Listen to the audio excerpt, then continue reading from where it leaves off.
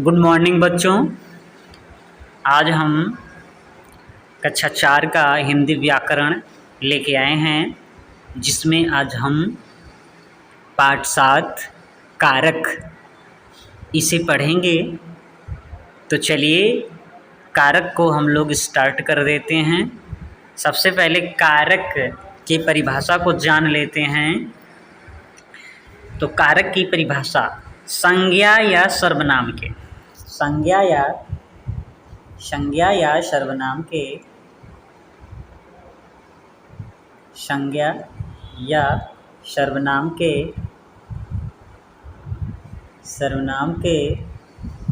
संज्ञा या सर्वनाम के जिस रूप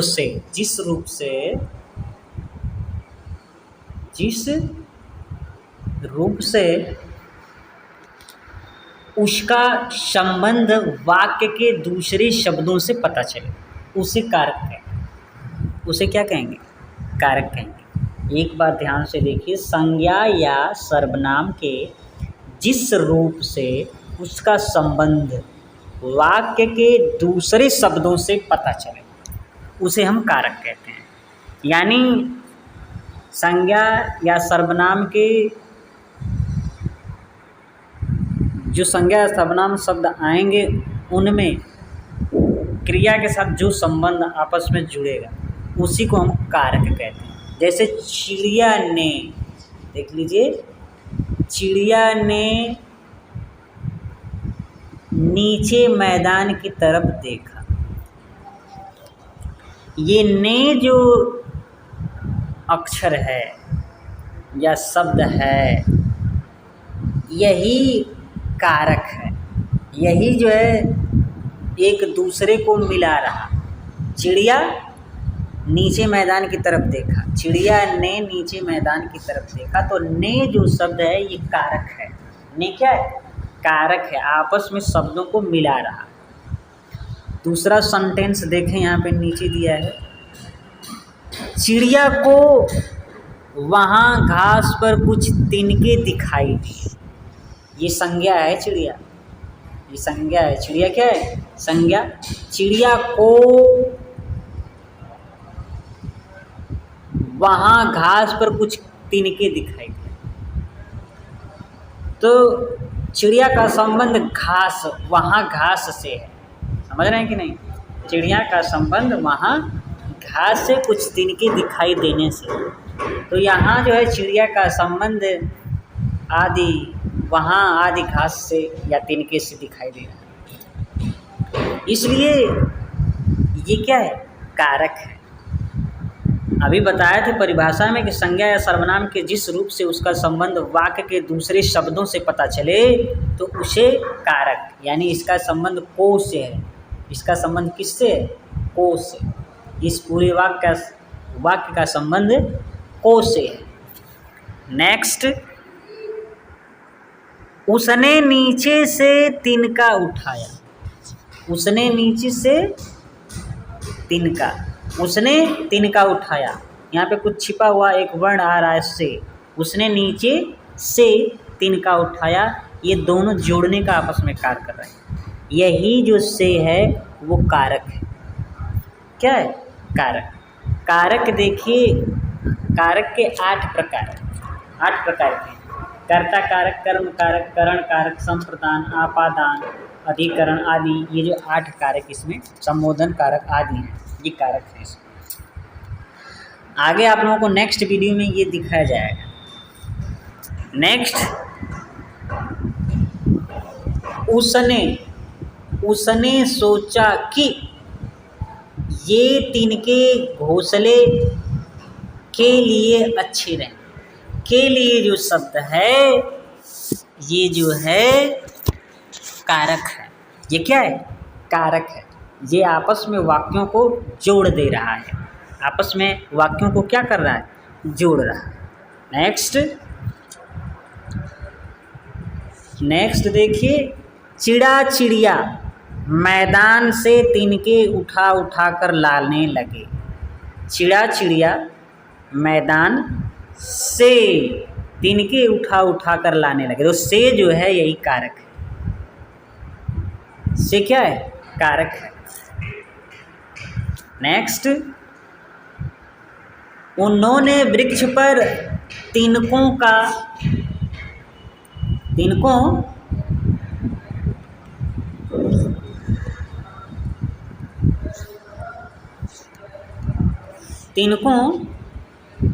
का सुंदर घोंसला बनाया।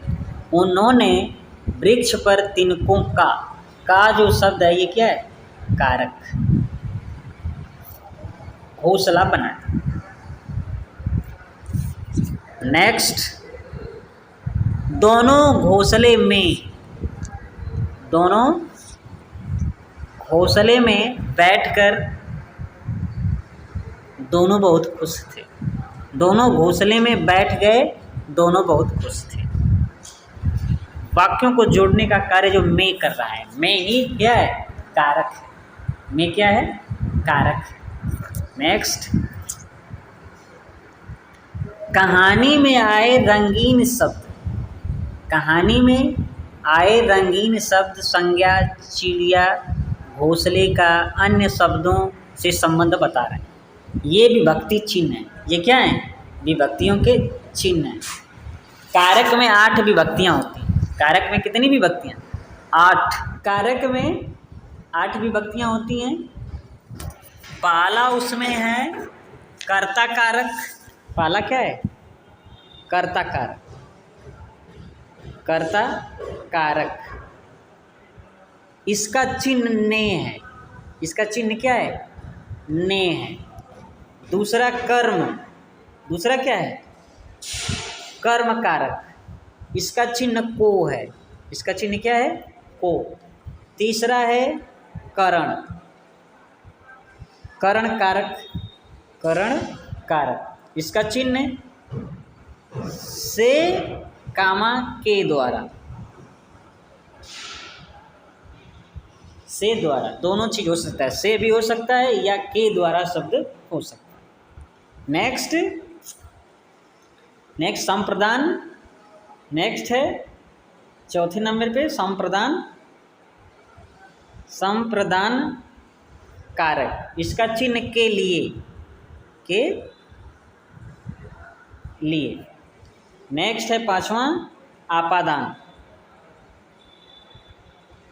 आपादान कारक, इसका चिन्ह से अलग होना। से अलग होने के लिए। छठा जो है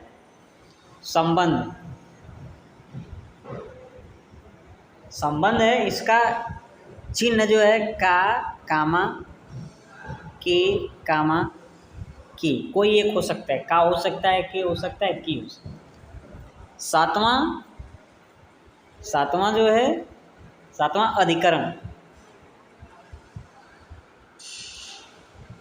अधिकरण है, इसका चिन्ह में हो सकता है या पर हो सकता है। में हो सकता है या पर हो सकता है। आठवां संबोधन।